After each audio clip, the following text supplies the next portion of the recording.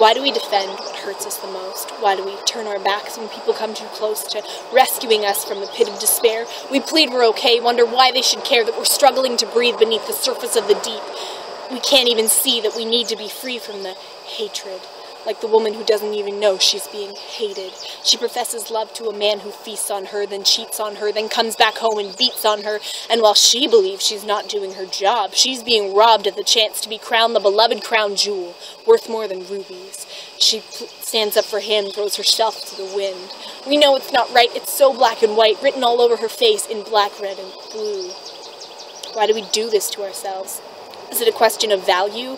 We don't want our sense of self-worth to be challenged in case the light exposes that we are truly failures. So we play the same game, we keep the same name, and our twisted hearts feel safe as we take the same blame. Don't rescue me. Don't set me free. Leave me on the ground. Pick me up, and I'll fall back down. And so down the scale goes. Little by little, a girl is drowned by her clothes, dropping sizes like flies is the only way she sees to guarantee her decree to flee from the gluttony to which so many others fall. But she cannot hear the sweet freedom call. Instead, she says, others are allowed to be free, but as for me, I am far too weak. I need these chains to save me from the pain of falling from the tightrope again and again. Don't rescue me. Don't set me free. Don't strip off my identity, my safety. For if I start to go up, I won't be able to stop, and then to that wretched ground, I'm just gonna drop, and drop, and drop, and drop. Like my math grades last semester. But seriously, where students place their identity is no laughing matter. Whether it's grades, peers' approval, or even their religion, Legion is waiting to give them every reason to walk around shame that they're not measuring up. Keeping their heads down, they drink from the cup of believing that their life is worth less than a dime, thinking the voices in their head just might be satisfied. There's a sort of satisfaction that comes with being non-committal to the value of your life, being caught in the middle between thinking you can and knowing you can't. Something to condemn and something to flaunt. But in the end, it all boils down the same way as water. We're empty inside, and we cover it up with layers of insecurity and pride. Layer upon layer, the mold begins to set. Our hearts become cold, and we become dead. Don't rescue me! Don't set me free! I know I can't handle the mirror on me. I won't like what I see. I'll have nowhere to hide.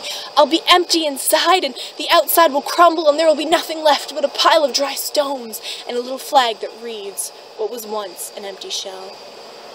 Wake up here, folks. Remember the answer. Letting thoughts like this live is like feeding a cancer. We cannot identify with the lies that once bound us. We started playing for the other team when Christlight found us. But there's people out there firing shots in their own net, believing the voices that say you'll always lose. Don't you ever forget. But we, au contraire, we are free. We are free. We no longer find our identity in how far we can make it or how defeated we feel, because our accuser was the one who was defeated for real. That false sense of security has lost its appeal. We no longer advocate for what beats us down, but instead we sport the victor's crown, won by the one who said it is done, opening life and hope that's barely begun. But there's a world out there that doesn't realize that the father of lies has his eyes on the prize of their souls. May we be bold in remembering the hope that we have and hearing beyond the mask, rescue me, set me free. I know I've been cold, but I'm in desperate need of grace to stand on, of hope to which to cling, of a God who still loves me despite everything, to be clean once again, made right, made pure.